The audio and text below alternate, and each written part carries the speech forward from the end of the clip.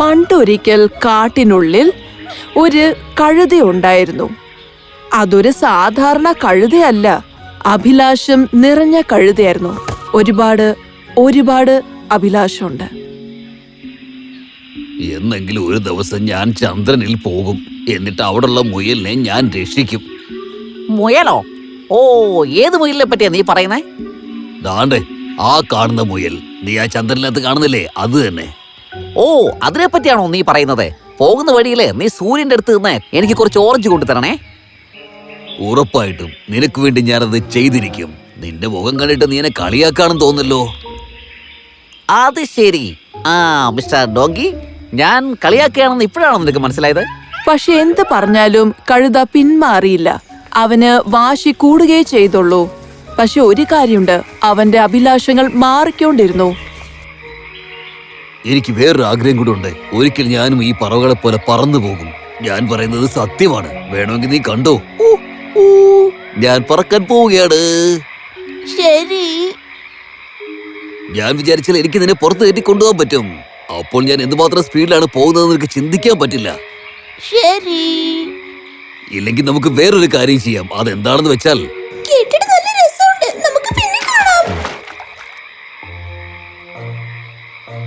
പാവം കഴുത, അവനെയും അവന്റെ ആഗ്രഹങ്ങളെയും മനസ്സിലാക്കാൻ കാട്ടിൽ ആരുമില്ല. അവൻ പോകുന്നേ പോട്ടെ. ഇന്നല്ലെങ്കിൽ നാളെ ഇവരൊക്കെ എന്നെ പറ്റി അറിയും. അന്ന് ഞാൻ കാണിച്ചു കൊടുക്കാം.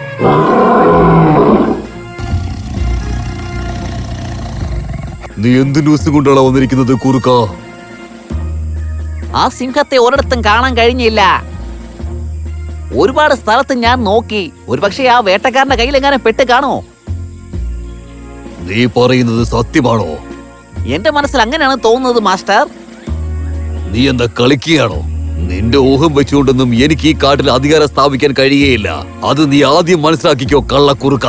നീ പറഞ്ഞതിനുള്ള തെളിവുകൾ ആദ്യം ഇവിടെ കൊണ്ടുത്താ. ഇല്ലെങ്കിൽ ഞാൻ തന്നെ നിന്നെ കൊന്നു തിന്നും. ഞാൻ അങ്ങനെ ചെയ്തോളാം മാസ്റ്റർ. അവരുടെ സംസാരം കഴുത കേട്ടു.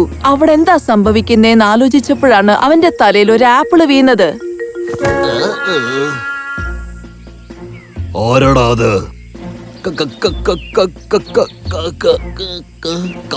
പറഞ്ഞത് എന്താടാ? അത് പറഞ്ഞ കഴുതയാണ്. ഞാൻ കഴുതയാണ് ചേട്ടാ. കഴുതയോ? ശരി, പറയ കഴുതയെ, എന്താണ് കാര്യം? നീ അവിടെ ഒളിച്ചു നിന്ന് എന്നെ ശ്രദ്ധിക്കുകയായിരുന്നോ? ഇല്ലില്ല, ഞാൻ അങ്ങനെയൊന്നും ചെയ്തില്ല. അങ്ങനെ തെറ്റിദ്ധരിക്കുക. ഈ വഴി ഞാൻ നടന്നു പോവുകയായിരുന്നു. അപ്പോ രാജകുമാരി എങ്ങനെ കല്യാണം കഴിക്കാന്ന് പറ്റി ആലോചിക്കുകയായിരുന്നു. എന്ത് രാജകുമാരിയെയോ? നീ ഒരു മനുഷ്യ സ്ത്രീ ആയിട്ടുള്ള രാജകുമാരിയെ പറ്റിയാണോ പറയുന്നേ?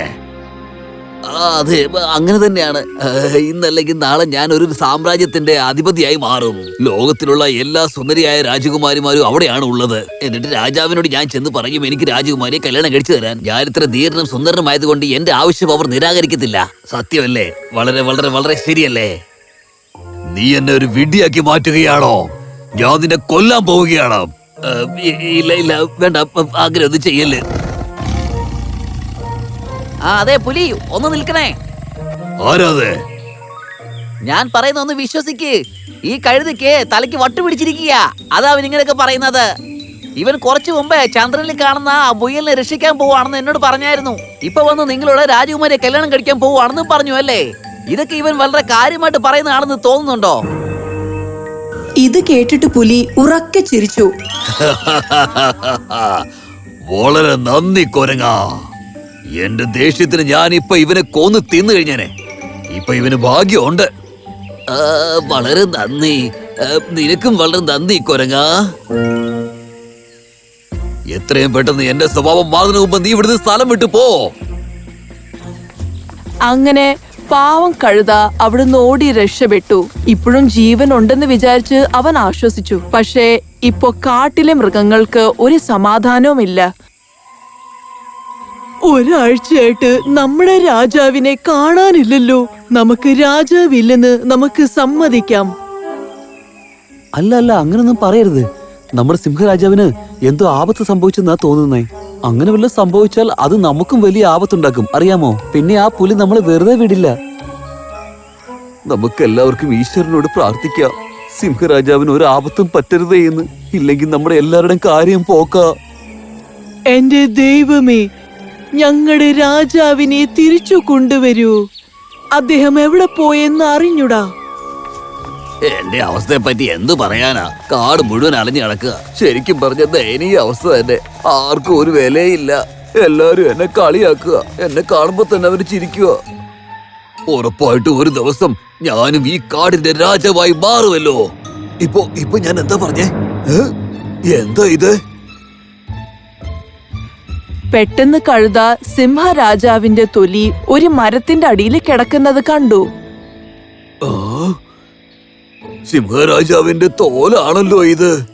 വേട്ടക്കാരൻ ആ തോൽ ഇവിടെ ഇട്ടിട്ട് പോയതാണെന്ന് തോന്നുന്നു.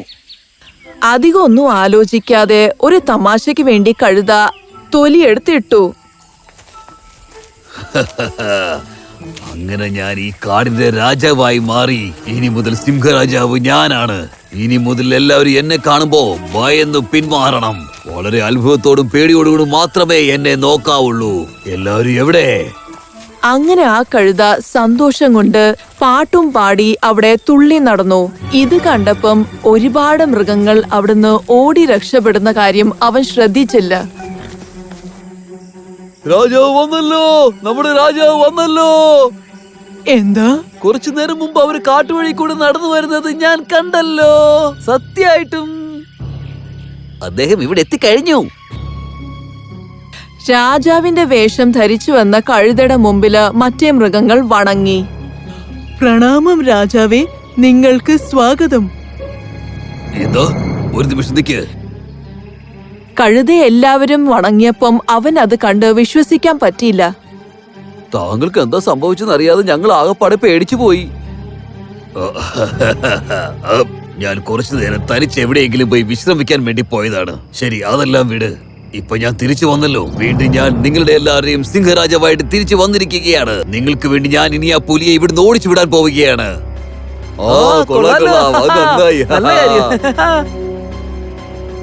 നിന്നെ ഇവിടുന്ന് ഓടിച്ചു വിടാൻ വേണ്ടി ഞാൻ അങ്ങോട്ട് വരികയാണ് പുലി. മാസ്റ്റർ, മാസ്റ്റർ, എന്താണ് കാര്യം എന്ന് പറ. സിംഹരാജാവ് തിരിച്ചു വന്നിരിക്കുകയാണ്. താങ്കളെ കാണാൻ വേണ്ടി ഇങ്ങോട്ട് വരുന്നുണ്ട്. എന്താ പറഞ്ഞേ? അവൻ സംസാരിക്കുന്നത് ഞാൻ ഒളിഞ്ഞു നിന്ന് കേട്ടു. പക്ഷെ രാജാവിനെ കണ്ടിട്ട് എന്തൊക്കെയോ വ്യത്യാസം തോന്നുന്നുണ്ട്.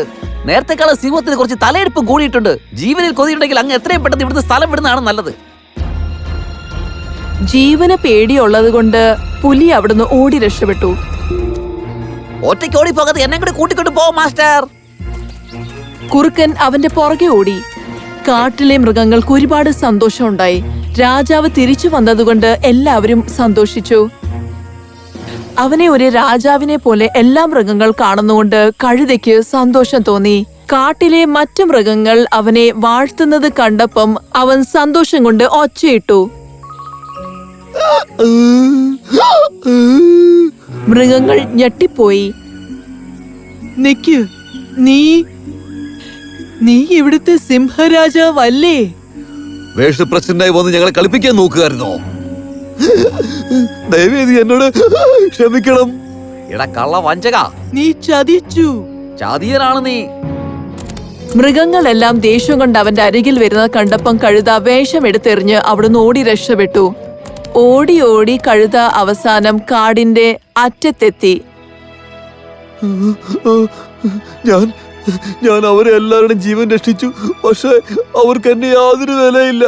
ഇവിടെ എങ്ങനെ അടങ്ങി ഒതുക്കി നിന്റെ വാ മൂടിക്കൊണ്ട് കഴിഞ്ഞിരുന്നെങ്കിലേ കുറച്ചു നാളെങ്കിലും നിനക്ക് സിംഹരാജാവായിട്ട് ഇവിടെ സുഖമായിട്ട് ജീവിക്കായിരുന്നു. പക്ഷെ നീ നിന്റെ കഴുത സ്വരത്തിലേ കിടന്ന് കരയാൻ തുടങ്ങി. അവിടെയാണ് നീ പെട്ടുപോയത്. ഇനി ഞാൻ എങ്ങോട്ട് പോകും? ഞാൻ എന്ത് ചെയ്യും? ആദ്യത്തെ കാര്യം എന്താ വെച്ചാലേ, നീ ദിവാസ്വപ്നങ്ങൾ കാണരുത്. നീ യഥാർത്ഥത്തിൽ ആരാണോ അങ്ങനെ തന്നെ ഇനിയും ജീവിക്കുക. ഒരു കാര്യം എപ്പോഴും ഓർമ്മയിരിക്കട്ടെ, വേഷം മാറിക്കൊണ്ട് നമുക്ക് ആരെ എപ്പോ വേണമെങ്കിലും കബളിപ്പിക്കാൻ പറ്റും. പക്ഷെ നിന്റെ സ്വരവും പ്രവൃത്തിയും നീ ആരാണെന്ന് മറ്റുള്ളവർക്ക് തെളിയിച്ചു കൊടുക്കും. അതാദ്യം മനസ്സിലാക്ക്. കൊരങ്ങ് പറഞ്ഞ കാര്യം കഴുതയ്ക്ക് മനസ്സിലായി. വിഷമത്തോടെ തലകുലുക്കി കഴുത അവന്റെ വഴിക്ക് പോയി. അതിനുശേഷം കഴുത വേണ്ടാത്ത അഭിലാഷങ്ങൾ മാറ്റിവെച്ചു. എന്നിട്ട് അധ്വാനിച്ചു. നീ മര്യാദയ്ക്ക് സൂക്ഷിച്ചൊക്കെ എന്നെ കൊണ്ടുപോ. ഞാൻ ഒരു കാലത്ത് സിംഹരാജാവായിരുന്നു, അറിയാവോ?